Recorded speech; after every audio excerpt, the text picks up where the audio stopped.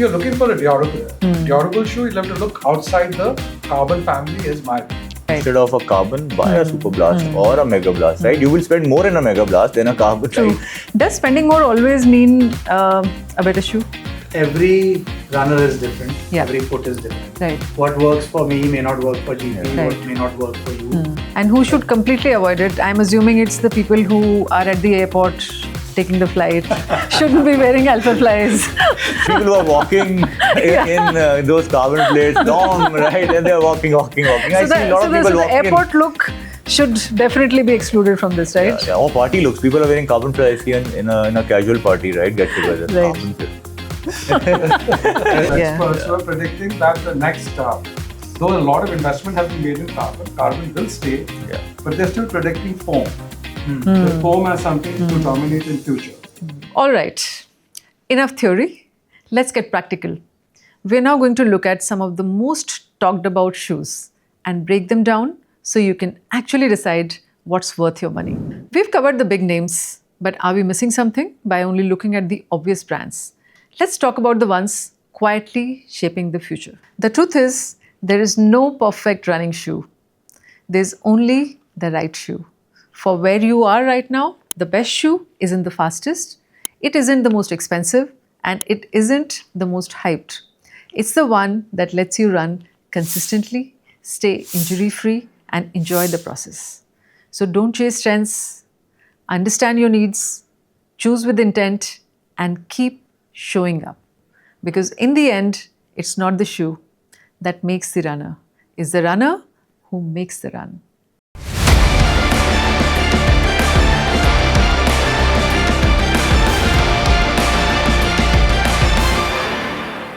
Technically, this feeling of propulsion that we are all talking about, right? The jump or the spurt. So is it the plate, is it the foam, is it the combination? What is it that gives you that in a carbon? So I think it is a combination. Yeah. When this whole high stack game started, these Right. new foams, basically it's the foam that's giving a lot of the energy return. Right. But then the foams are unstable. Yeah. So part of the carbon plate's role is to add a little bit more rigidity and a little bit of stability. Right. Because when you go to that stack height of such a soft foam, it's going to be very unstable. Totally wobbly. Which is why if you look at the Vomero or the Yeah. Invincible, which uses the same foam, Yeah. it's a very wide Correct. base. Because you need that Right. wide base to give it some stability. Correct. In a race shoe, you don't want that much Yeah. weight of that much foam. So you want to trim it down, and that's when they started to add the plate. Initial thought was everybody thought it's like a leaf spring that you loaded up. But there is a very small fraction of that, at least from what I've read up on. There is more from the foam and less so from that leaf spring effect. Right. And I think that's also evidenced by the fact that there are shoes now like the A6, one of them doesn't have a full plate. Yeah. So the plate is only in the front. Correct. So if it was a leaf spring, just the front won't load it up. Correct. So it is just in strategic places to Right. give a little Right. bit of rigidity. Right. Of course, there is some benefit to it acting like a leaf spring as well. Correct. But there's also the geometry. If you look at these shoes, a lot of them will have like a rocker, or they will have like a tipping point, which encourage the transition from landing on the midfoot or wherever you're landing to the toe off. So that geometry like encourages a faster transition and hence a faster turnover. Take off. Yeah, so it basically as soon as you land, it like you already pushes are. you. Correct. So that geometry also helps you. Yes. So it's a combination of all three of those. So in fact, Just to add to that, in terms of as far as the foam midsole is concerned, so A6 is now they have gone to the extent that inside the midsole itself they are differentiating in the foam. Yeah. So they put both leap and turbo. So leap is essentially giving you the return, and the turbo cushioning is giving you the cushion. Yeah. So inside a mid foam, wow. they are Right. incorporating both the properties Right. now. Yeah. Correct. So that's very interesting. Yeah. So I don't know, I have to try it out and see exactly how it works. I think that's why they are also one of the best. The newer models of A6 are some of the best shoes also in the market at the moment. So staying on this, another point that I was coming to was that The carbon plating, do all the brands execute it in the same way? You have given the answer in part about that, either the full plate or half plate, and etc. So by doing that, do these models then feel differently? Although, carbon is a carbon for a layman, right? Alpha Fly is a carbon, and which one was this? Metaspeed. Metaspeed is also a carbon. So And like, let's Dolphin Pro say, is also a carbon. yeah, Saucony. So tell me, between these three brands, they're all carbon. But depending on how it has been executed, how does the feel change for that then? And and if I were to say that, does one make a little bit safer than the other, or should it be a full, should it be a part, should it be, how does that work? Yeah, I think every runner is different. Yeah. Every foot is different. Right. What works for me may not work for GP. Yeah. What Right. may not work for you. So I think ultimately it comes down to what works for you. They're all different. Right. And they're all different in the foam they're using, the geometry of the midsole, the placement and the geometry of the Right. carbon plate itself. Right. And if you look at even within ASICs, now even within the carbon plated shoes, they're doing three different carbon plated shoes. Right. And they're differentiating based on a cadence runner versus a stride runner. And basically their logic is that if you speed up, Yeah. does the number of steps that you take go up, Right. or does your stride length increase? Right. Which is, are you covering more distance per step, it, yeah. or are you just taking more steps? Right. Because they're both very different biomechanics. Correct. And so they've designed shoes to two different types of runners, even within their carbon plated. Incredible. Yep. So with across brands, again, Yeah, it goes yeah, down to yeah, how you yeah. run, what Correct. your things like body weight, things like Correct. the pace you're running, how much Right. you're loading it up, Yeah. what kind of foam is working for Right. you, Right. where within the midsole the carbon plate is sitting. Right. Adidas does rods. Rods, yeah. So there's a lot of different I think I need a master class for this. Next weekend we should be shooting just on carbon plates and how to identify which carbon plate, if at all, is good for me and good for the good for the people who are watching. It's a very interesting and very important subject actually. So the earlier, for example, Yeah. almost 10 years back, if you Yeah. see this plate carbon, Right. Yeah. there used to be called torsion bridges and all, which used to be on the outsole. Right. Yeah. So that is what would provide the rigidity of the Yeah. stability. Now that is something which is now moved inside So as a plate. if you look at the Boston, Adidas Boston, they have the plates. You can see it from outside. So, Just yeah. turn the shoe and you will see Yes. all the plates there, right? The rods, The I would rods, say. yes. Correct. How incredible.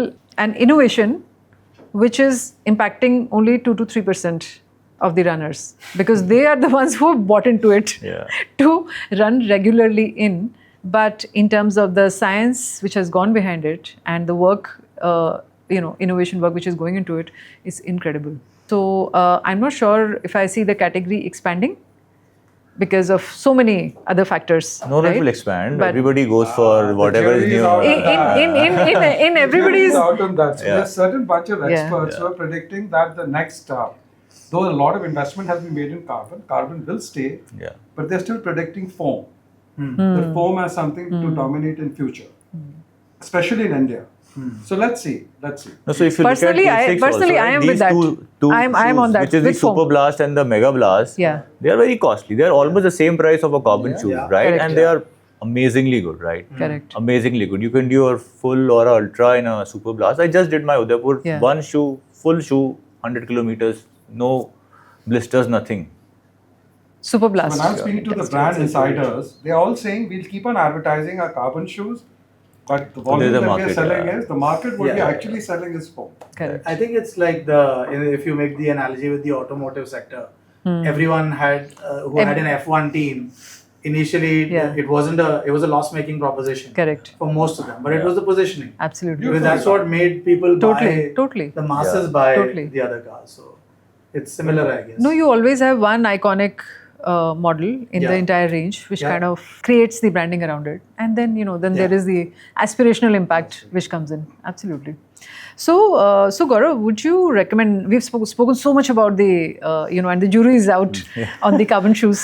So, would you recommend these to the everyday runners at all, or it should be somebody who's reached a certain level and now wants to race at a I certain think pace everybody that you should should not wear. If you have Right. reached a certain pace, if you want to graduate, Correct. then you should probably look at it. But not everybody should wear it, right? Right. I would say they have, as he said, look, the foam, you have options in foam, right? Right. Instead of a carbon, buy a Super Blast or a Mega Blast, right? You will spend more in a Mega Blast than a carbon, True. right? So that ego of spending more money would Correct. also be there, right? I Correct. bought a even costly shoe. I would always suggest go for these shoes. I think Hoka doesn't have so much in India. They have great shoes which are Right. non-carbon, Right. but the availabilities of the New Balance and the is a challenge. and the Asics is two brands which you Yeah. get everything. I would Correct. say, these are the two shoes Yeah. that one should Yeah. invest in. Carbon And- is right for fast runners, right? I would still say sub 4, then go for a carbon. Right. Frankly, ask to opinion, a sub 330 needs a carbon, right? Rest doesn't make much more difference, right? But still, there is a market, we all love it, everybody wears it, so wear it. But And who should completely avoid it? I'm assuming it's the people who are at the airport taking the flight. Shouldn't be wearing Alpha Flies. people who are walking in those carbon plates, long, right? And they're walking. I see a lot of people the walking airport look should definitely be excluded from this, right? Yeah. Or party looks. People are wearing carbon flares. I see in a casual party, right? Get together. Right. Carbon plate.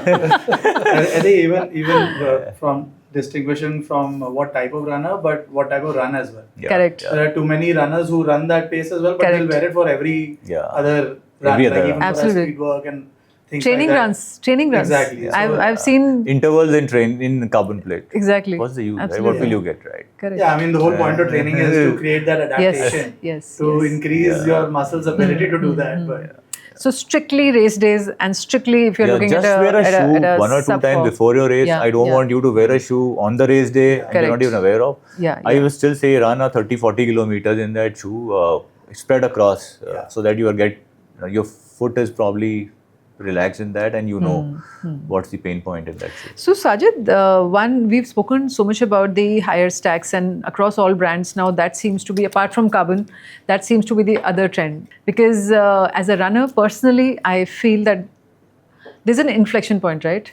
After that, it kind of becomes your anti-comfort or anti-pace also, the stack and the foam both. So why is this? So I tell you, for example, suppose you pick up any shoe. Yeah, The moment you increase the stack, right. in terms of, brands have been making shoes now for almost like a century, I would say, right? Yeah. If you actually, from the origin. Correct. And beyond a point now, how do you keep on commanding higher margins and higher price? So foam, in terms of, it is the cheapest from overall construction Right. perspective that you can pump inside and create a perception of a high price shoe. That is how it started the process of high stack. Right. Because beyond a point, you start running out of ideas, right? Correct. If I'm commanding 10,000 Right. rupees, how can I command 20,000 Yeah. rupees? If I'm Yeah, commanding 20,000 yeah, rupees, how can I take it to 30,000 Yeah. rupees? You have to up on something. Something. Yeah. And that is, and it's very visible. Yeah. Yeah. Imagine, yeah. this looks yeah. like a super loaded. Yeah, If I- yeah. That's true. Okay, now if I give you a shoe which is actually, this thinner midsole, you'll say, okay, fine, I'll pay 5,000-6,000 Right. rupees for Right. it. The thinking started from that to drive higher margins because foam is not a very expensive proposition to put inside a shoe. Got it. But it's a good material, it's a very underrated material, but it's not. So that is the purpose it went into. The high stack game started to drive margins. it's a visual perception matters as well. It's that game as From well, a, right? from a brand manufacturer's perspective, that's what, absolutely. that was what was the motivation. No, this is brilliant actually. Also the design and the layout. It's like a and, block heel, right? You It's get a like, block yeah, heel, it's a yeah, block heel, yeah, right? actually, So many things, absolutely. Yeah. Once you have a high stack like this, imagine a branding like this. Yeah, You cannot absolutely. imagine with something else. And this completely flips in the consumer's perception. Correct, This is correct. a premium product. Yeah. Right. So that is how it started, and then obviously a lot of science crept in. It's not that brands are careless. These are all brands which do Of spend course. a lot of money on R&D. Yeah. And yeah, at times they might run out of ideas, but Right. at the end of it, they're responsible to their runners. Yeah. So it's So- also palpable, right? It's not just visual. Yeah. Like you step into it and Yeah, suddenly yeah, it's yeah. like Correct. uh, And also, as Sajid said, that it's not that expensive to pump up the the midsole. yeah. the The midsole. ROI is So much absolutely, higher the ROI is fantastic in that. investing as well. Yeah. So also, to this point, does spending more always mean a better shoe? Not at all. So, And I think okay, the bottom line. okay, I'll come from a very recreational runner point of view, where exactly what your foot is working for, Right. right? And I'll mention a shoe in which I said I think Gaurav and Dhruv will just hang me right now. Okay. Actually, I had a very interesting question also from Ayush, who in our team, who actually put me on the spot yesterday, and saying that all of this is very nice and fancy and very technical and all of that, but these are very expensive shoes. So what do you have for me? I am a beginner runner. Ayush, would you like to? I want to start running for my fitness, but I don't know I will be consistent or not. So like for my budget, according to me, like I can't spend right now 10 to 12k, or I don't want to spend like 10 to 15 bucks on a shoe. So for me, what shoe should I choose? So I would recommend the A6 Zaraka, and I think the MRP is around 3 or 3.5. Yeah. Right? And why a Zaraka? It's got a wide forefront, right, which is what works for the Indian structure of the foot. And it also, the heel grips. For example, a new runner, a beginner, he has a chance of getting blisters and those things if you do not have a... Experienced runners need a half-size looser, right, because at the end of it, their feet will swell, what you just mentioned. But for a beginner, it's the reverse. You need a snug fit, and it really is a very snug on the heel. Forefront is wide, and it's very economical on the pocket, and it works beautifully. And I'll tell you why. Because it was a very, it is a low-profile shoe. It is what you call a classic shoe. A classic shoe. It has a nice rubber outsole, which gives you some amount of traction and stability. The midsole is thin. Okay, it's not completely non-existent like a barefoot shoe, no. Low profile and lovely shoe for a beginner. There you go. Yeah. So I have one more question. Yes. Tips for a flat footer, like those who have flat foot.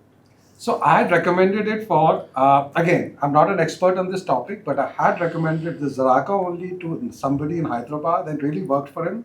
The person was a flat foot. But again, we need to research this a little bit because it's a medical topic about a flat foot, but it did work for him. Yeah. Gaurav, do you have any recommendation, No, you no. guys, for a flat foot? No, probably you should get your foot analysis done before you comment that you have a flat foot, right? Sometimes it looks like it's a flat foot, but it's not, right?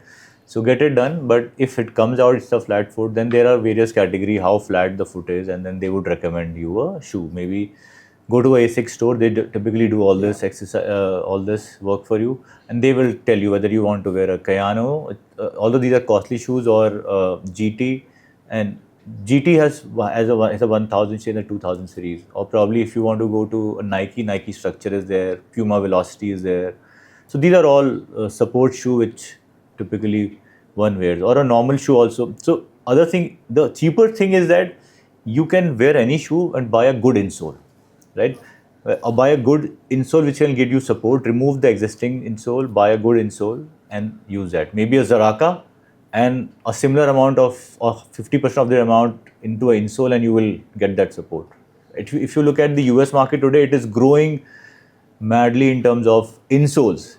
India is not so much crazy, but that side everybody is now getting little foot conscious and they're looking for stability inside. So if you go to any store there, they will say, okay, shoe is fine, but which insoles you are wearing, right? So that's a different thing that's growing there, right? And you spend some money on the insoles. So a regular shoe, cheap shoe with a good insole will also help you, rather than spending that 20-30K on a stability. Just to add to what Gaurav said, for example, the gel Kayano did not work for me. Yeah. Right. Yeah. And when I spoke about it to other people, it was like almost unbelievable. How can a gel Kayano not work for you? So it is, your foot is unique. Just remember that. And you have to experiment maybe a little bit. Yeah. And as I said, you need not start at the top of the apex. Work your way through. But don't follow just a trend. Your foot is unique. Yeah. What I picked up from this conversation is the insoles are a new category. If somebody is looking for new ideas at the moment, It is. It is a new category. then that's what you need to be investing in. Yeah. So all of these shoes will work if you have the correct insole. Yeah, I Right? think most likely Yeah. most of the shoes will work apart from the carbon ones, because Correct. but if you have a correct insole, then Correct. because if they will probably measure your shoe and then Yeah. give you, they have all Yeah. kinds of insoles. Yeah, They will yeah. say, okay, this sole will Yeah. fit, and then you. So in India, is anybody doing that right now? I don't know I if anybody, haven't- you have a lot of Yeah. soles, but there is Yeah. nothing No in. one There's no performance there's no performance, science. I don't- Yeah, yeah, there's no yeah. science Yeah. that. There is a should science that specifically everybody is chain investing it. outside, but not Right, here. Right. right. So, And so that's probably- that's the new category which should explode over We the should next couple of explore, years. Yeah, yeah. trend spotting. Yeah. On this set today, we spotted the next big category in running shoes in India. If you go to New York, you have a couple of stores there, right, Yeah, which yeah, are yeah. just selling insoles, right? You have a shoe and then there is Correct. a complete Sajid, tag of- new idea. So let's look at, we have a whole array of, I think, some of the most popular models here. If we were to, compare in different segments, let's pick up the best race day shoes. And I would pick up from this, we have the Metaspeed You have Metaspeed, you A6, have we have Alpha Alpha Fly, Elite, we have you have we have the Saucony, Alpha Fly, we have the you have Metaspeed, Adidas Pro. and we have the Pro Pro 4, 4. right? So between these three, Metaspeed, Alpha Fly, and Pro 4, Endorphin. and we have And the the Hyperion. Yeah. and we have the Hyperion. we have 5 actually. You We have quite a five, few. Yeah. Quite a Okay, I mean, is that the Rebel or is it? that's the Rebel. That's a Rebel, That's the yeah, Rebel. yeah. So that won't. Yeah. Yeah. So Dhruv, which one feels the fastest to you? It's a matter of preference. I've recently gotten the Pro 4s and I absolutely love them. Yeah. Predominantly because they felt the most comfortable comfortable Right. race shoe. Yeah. Right. So it has enough propulsion, but I know that it's going to support me for the whole distance. Yeah. Right. And I'm not going to get it felt perfect for my shoe, so I loved it. Correct. So, would you pick up the same shoe even when you're tired? Like for the latter part, it works the same. It works great for me. I mean, between that and the Puma Nitro Fast R3, Okay. these are two of my favorite race shoes right now. Okay. Don't wear them other times, but they're both great shoes there. And Adidas has been doing some brilliant job actually, Yeah, even with yeah. Evo SL and this one, no? So what are some of the biggest technical differences between this and the other carbon shoes that you've tried? And can you explain a little bit, how does that make you run faster and feel the best in this? So why this technically? So this has energy rods, and you can actually see them here. Right, like So it's, Sajid was saying earlier. Yeah. Yeah. So now this might be more storytelling than logical. We love it. It's supposed to.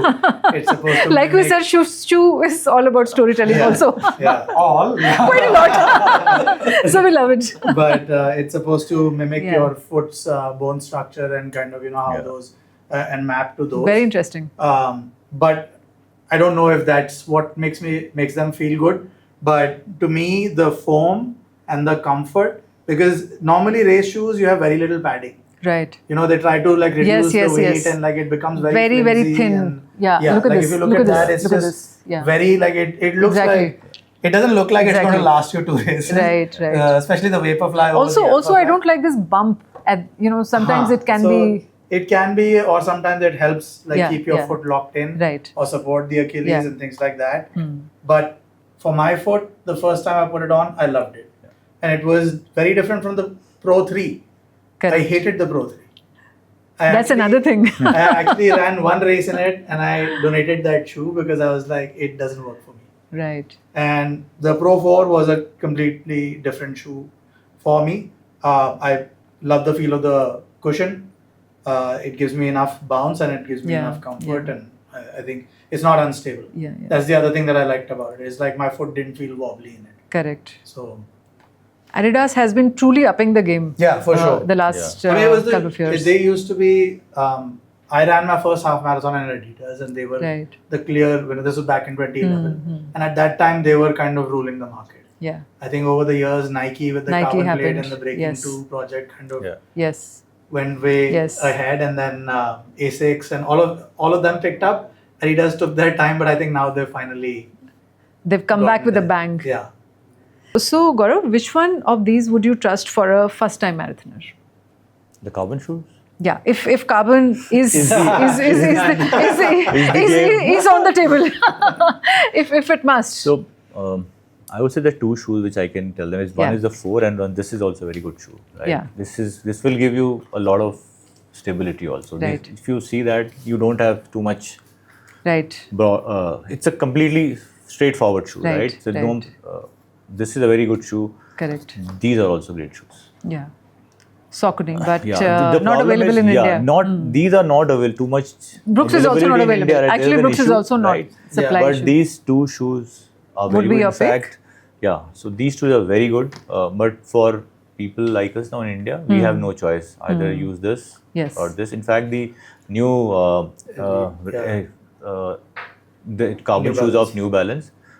I've heard. I've not tested, but the feedback is They are really great also in the market. brilliant. Okay. And, from what we have on the table, which one do you think could cause problem if used wrongly? Like the same thing that you said that, if you're not really running 330 or 4, don't go for it. But if you still went for it, I think this can cause a lot of problems. yeah, this I is feel- also absolutely. I feel that's where personally. Maybe others my they vote are. goes. I hear a lot of people wearing this. They're very happy. Yeah. But personally, I feel this can. Extreme cause- shoe, right. in that sense. I would say safest for me would be these and these, right? Right. Looking at how they are Got structured, it. right? Got it. This is a great shoe, but Yeah. for first timers, I would say go for if you are able to get a hand on these. Right? Got it. Pick up. And would you recommend any of these for longer runs? For ultra runs? No, not at all. At all. Right? So this is Not one at- this is one if thing you I wanted want to to- clearly if you ask. want- yeah, if you Ultra want to run- runners don't. How can you run on carbon carbon is plated? out of your shoe rotation completely. Yeah. Please. Sometimes what happens, you will see ultra runners doing Yeah. this carbon. They do the first 40 in this and have Right. a change there, and then Correct. move to the stable one because they want to cover up fast. The weather Right. is fine. They want to cover up, right? Yeah. They speed up, Right. and then they know कि तो walk ही करना है. So then they pick up their other regular daily trainers or ultra running shoes. That's a smart strategy. Yeah, people do that, but I would still suggest that Yeah. the experienced one should do it, not the new ones. Correct. Right? So Khardungla, yes or no? No way. No, I'm asking specific questions Poking him now. because these are some of the upcoming races and a lot of people are training for it right now. No way. So you should probably wear your glycerin or the Cliftons are the one should be Or Super Blast 3. or a Super Blast, right? Or a 2 whatever you use. Absolutely. I think one thing I want to say about this, I Yeah. think this shoe tries to do too much. Yeah. Yes. With the AirPods, Yeah, Zoom yeah. AirPods and the carbon plate Yeah. and the high stack. Yeah. I'm someone who believes in the minimalist Correct. running as well. Right. And I keep barefoot shoes in my rotation. Correct. So I recognize that the carbon plated shoes are going to give me that boost. Yeah. But I only want that boost on race day. Correct. For training, I want my body to adapt to be stable. Yeah. Absolutely. So Correct. I think the more it does, the Yeah, more the yeah, risk of injury. No, amongst all, actually, whatever I have worn, Alpha Fly has been the most unstable shoe I have ever worn. I did only one race in that, and constantly I was feeling that I'll fall only because it was so unstable, it was so wobbly, right? Yeah. Just to maintain your balance in that was a challenge for me. Yeah, and I feel this should I've be been a used by Nike speed fan runners throughout, also. right? I've been for years and years I've run in Nike, but this just did not work for me. So Sajid, talking about different brands, what is the biggest difference in how every brand is approaching speed? There is carbon for some, like Nike was the one that kind of completely pegged on carbon and then everybody else had to follow. How do you think different brands are treating speed as a solution? As a category, and how are they solving for it? So at present, I guess is everybody's trying to ride on the carbon platform Yeah. Yeah. as far as speed is concerned. Correct. And what you rightly mentioned, foam can equally contribute to speed, but right Right. now the buzzword is carbon for speed. Yeah. And that is how the approach is happening. Let's see how the story unfolds. And as I said, I mentioned earlier also, I'm a believer in foam. I believe inside foam, there's a lot of technology. It can behave, it can work for speed, and it can work for a much more stable shoe. And let's see from how it evolves. Correct. So, but at present, speed has been associated with carbon. Absolutely. So, what are the trade-offs that are being made right now between performance and durability? We all know most of these shoes, they last what, 3 or 4? 300, 400. That's maximum, it. That's yeah. it. And maybe 1 or 2 major races Yeah. that you really want to. And then you got new you know. shoes like the Pro Evo Yeah. 1. Absolutely. Just one. This is one race. This is one Absolutely, race. Yeah, absolutely. yeah. So durability and performance. So, So because of the dichotomy of right. what is inside it, Hmm. so the carbon will last way longer, whereas Right. your foam will deteriorate in terms of longevity. Right. Right. So that dichotomy exists inside all carbon shoes. So Right. so if you're looking for a Hmm. durable shoe, you'll have to look outside the carbon family, is my view. Hmm. That's what I think. 100%. Right. So carbon shoes can't definitely both the terms don't go together.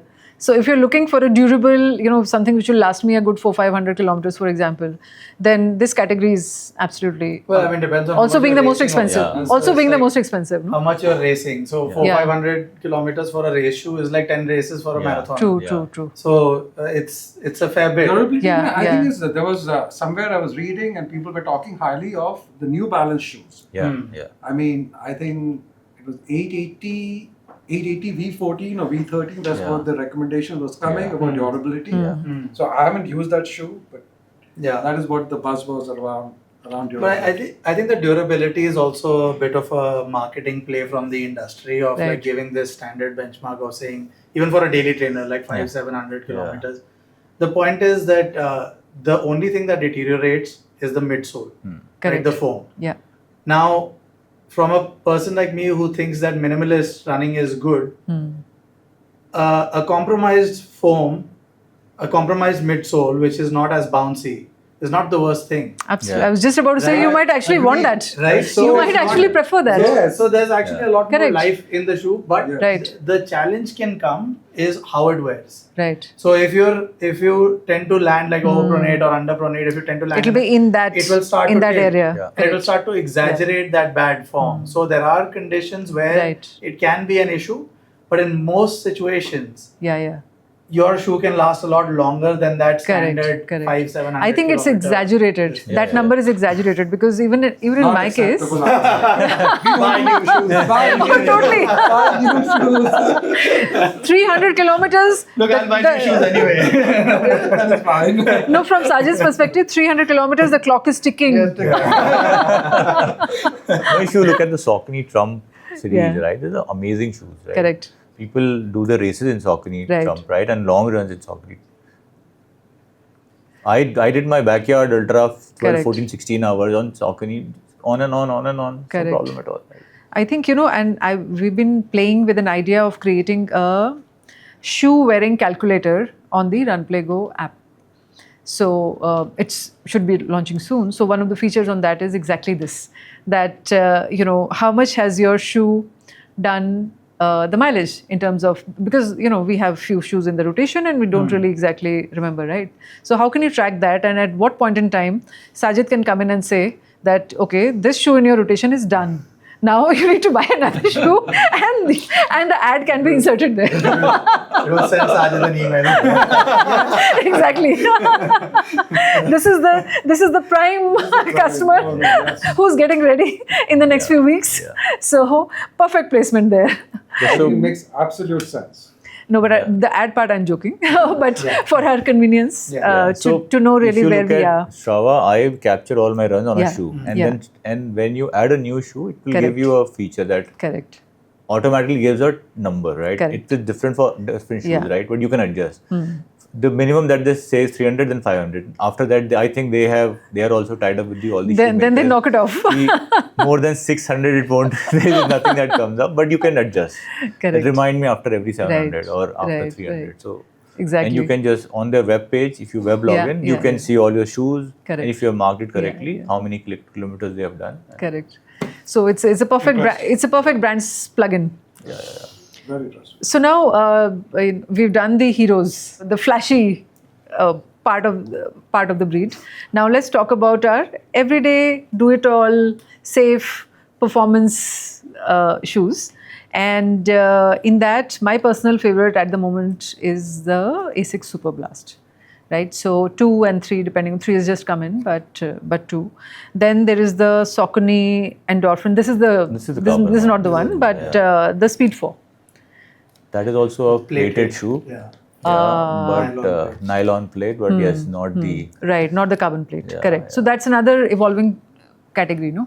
So there is still jury out on that, but then that's not carbon and it's safer. That's the thought behind that, right? Yeah. So so that's what we want to discuss. Exactly, that's what we want to discuss.